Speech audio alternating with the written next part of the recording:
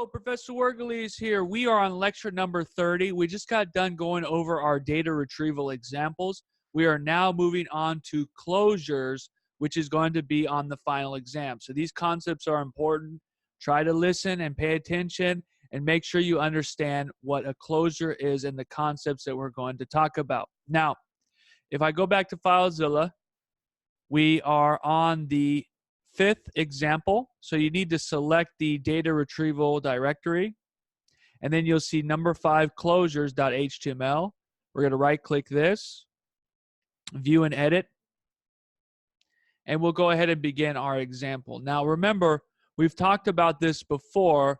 We need to understand what a function declaration is and a function expression.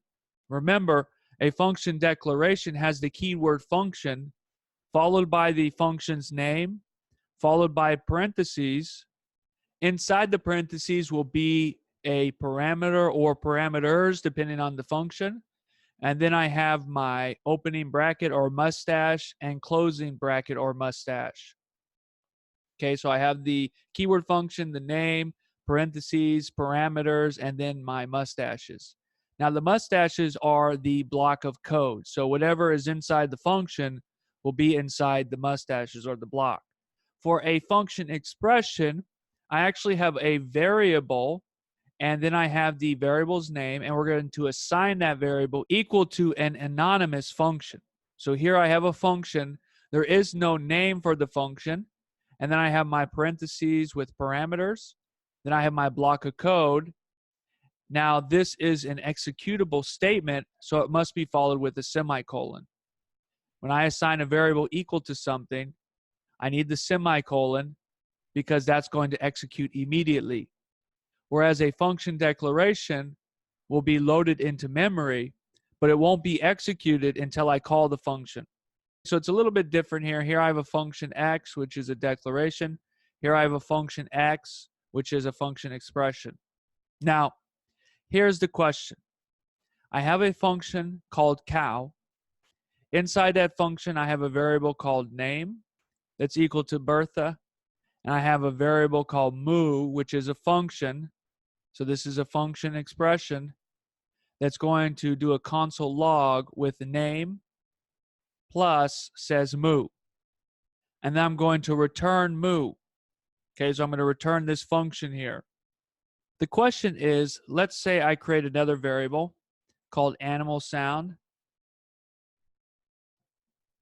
And that's going to be equal to cow. Okay, so here's the function cow. The function cow returns moo, which is this function here. Let's say I print out animal sound.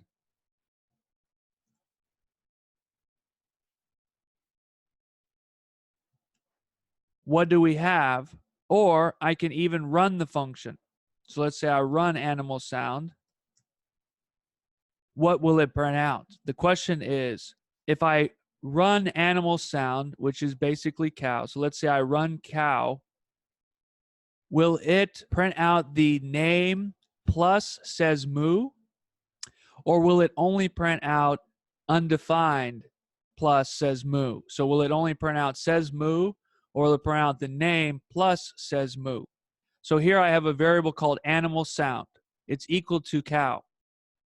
And then I'm going to run that function. So I'm running animal sound, which is equal to cow. Cow only returns moo. The question is, will it also return name?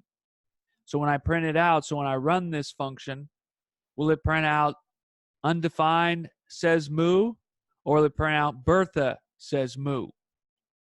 This depends on what a closure is. What I want you to do is stop the video here, figure out whether it's going to print out Bertha says moo or undefined says moo, and understand why. We're going to talk about this in the next video. It's important that you know this because you're going to see a similar question on the exam. I'm going to give you a function. I'm going to give you a variable. It may have a few variables. I have another function inside. It only returns the moo function. Will name be included? Will it say, after I run moo, will it say Bertha says moo or undefined says moo? Stop the video here, think about it, figure out what's going on, understand why that's happening, and then continue to the next video. We'll see you in the next video.